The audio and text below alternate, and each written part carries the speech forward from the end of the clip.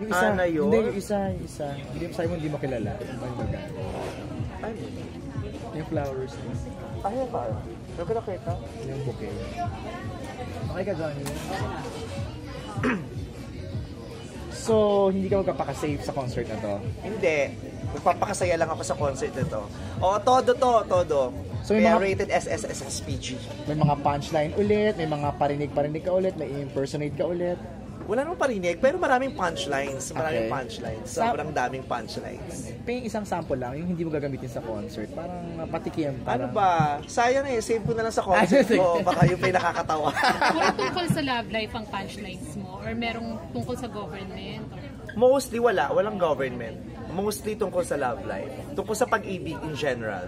Okay. Tungkol sa mga taong kilala nating umibig din. Ang ookrayin mo na lang ba yung nandito sa ABS o... Kahit yung mga nasa CNN. Okay. Nasa National Geographic, mga ganyan. Kasi di ba yun ang pinaka-controversial sa'yo na talaga namang tumodo ka? Di ba? So ngayon dito ka na lang, yung mga lang dito na lang sa ABS ang ookrayin mo. Let's see. Basta, papangahas din to. Bahala na. Pero seriously ba, si Aura nagpresenta sa sarili niya na sumama sa concert mo? O in-invite mo talaga siya? Alam niya may concert ako. Tapos inassume niya na talaga. Di ba guest ako dyan? Ganun siya. Tapos bakit yung mag-guest? Guest ako dyan basta mag-guest ako. Di ba mag-guest ako dyan? Nahahappy ka sa kanya kasi ang galing-galing niya sa your face. Magaling siya talaga. Natitense nga ako Bakit?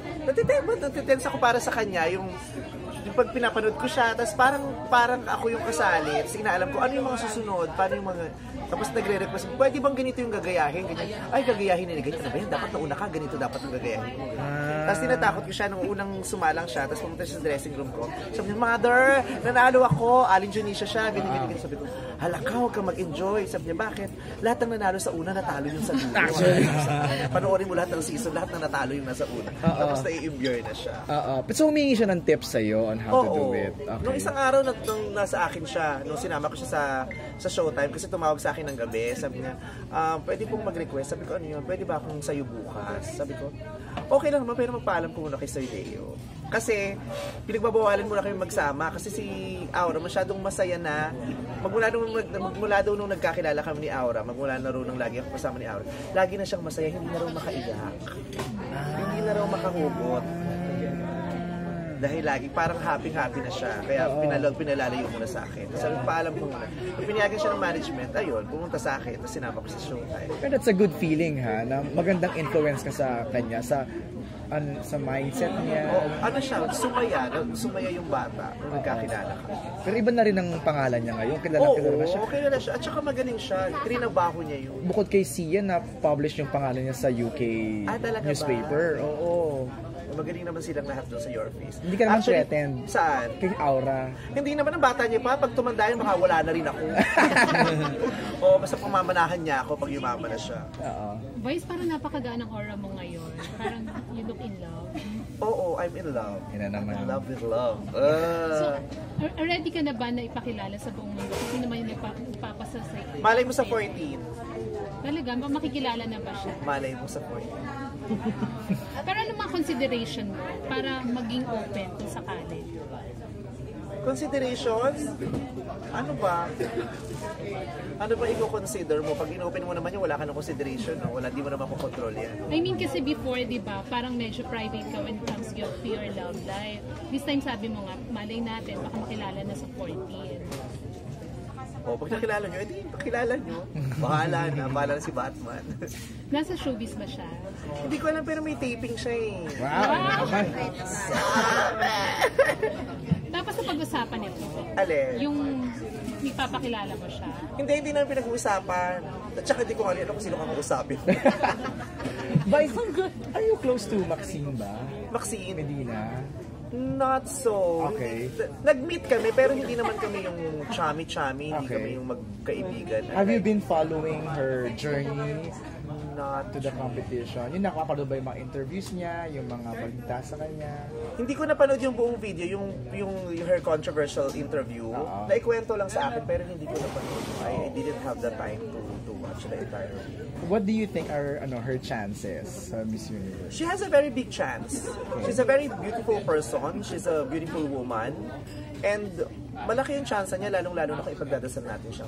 Bilang ikaw ang queen of social media din dito sa Wow! atin. O, sige. Tinutulungan ko nga siya. Yun nga eh. Nagtutweet ako, parang 2 nights na ako nagtutweet. Kasi parang yun lang naman ang maitutulong ko sa kanya.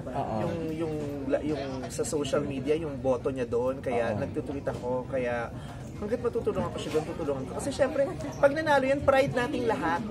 Diba? Kaya ipagdasal natin, trabahuhin natin na manalo yung kandidata natin. Kaya nakakahiya nga kasi yung kandidata natin binabash natin, nakakaloka. Sa ibang bansa, makarinig sila ng gano'n na mali yung Ingles, wala naman silang pakialam, hindi naman big deal yun, hindi big deal yun. Sa Pilipinas lang naman big deal talaga yung English, nakala mo naman ang huhusay talaga na. Oo, let's give Maxine a break, let's give her all the support she needs from us, let's pray for her, and let's claim that she's gonna win the Miss Universe. Ay, wala. Parang mas gusto ko manood sa TV para mas makita kong buo. Kasi kung manonood ka doon, una effort, mag-aayos-ayos ka din. Tapos kung di ka rin naman nasa harapan, di ang liliit lang din ng mga babae. Kaya mas gusto kong panoorin sa TV. Natuwa kayo makita si Dayanara. Oo. Kaputukan ng kabaklaan ko noon nung nanalo si Sushmita. Totoo ba? 1994. Oh. Oo. First year college ako, no? What's the essence of being a woman? The essence of being a woman is to give birth to a child. Magandang sinabi niya. Oo. Ayun, basta bongga yun. Diyos ko, kinakanta pa nga namin yung mabuhay, hello there, mabuhay, let's go there. Oo, bongga yun. Ano pinaka-romantic or memorable yung Valentine's Day? Romantic. Ano ba? Memorable kasi hindi maganda yung eksena. Nampas ako ng bouquet sa mukha. Totoo ba? Oo, promise. Nampas ako ng bouquet, kaya memorable yon. Bakit naman? Pero romantic din naman. Gusto ko din naman yung mga ganun. Kaya Valentine's yan. Ano year? Parang 3 years or 4 years ago. Anong ginawa mo sa nanghampas? Parang sinurprise ako. Okay. Na-surprise siya. Na-surprise siya. Nampas ako ng bouquet sa mukha. Ayun, na-surprise kaming lahat. Nakakababae. Di yun, meron kang thorns sa face. Ay, birthday ni Chris ang concert ko. Malapit na sa concert. Invited siya, no? Sana manood siya, hindi ko siya nakakausap kasi kadarating, hindi ko alam kung nakabalik na siya. Tawagan ko pa siya. Kasi sasama ko siya dun sa mga jokes ko eh. Papaalam ko pa. Tuloy yung communication yun. Yeah! Hindi madalas, pero hindi naman napuputol. And we don't really have to talk to each other every day or, alam mo yun, buo na yung relasyon namin ni Chris. Vice, bawal lang kids sa concert? Bawal lang minor? Tawag dito, mas gusto ko yung walang masyadong, yung mga batang-bata. Pero yung mga 15, 16, carry na yun. Okay. Kasi sabi mo nga, at saka may kasama naman mga magulang yun. sabi mo nga SSSPG to, so baka masyadong bata. Hindi naman malaswang-malaswa na. Okay. Hindi ganun. It's gonna be naughty. Pero hindi siya malaswa, bulgar na paporno na hindi maganda. Paporno. Oo.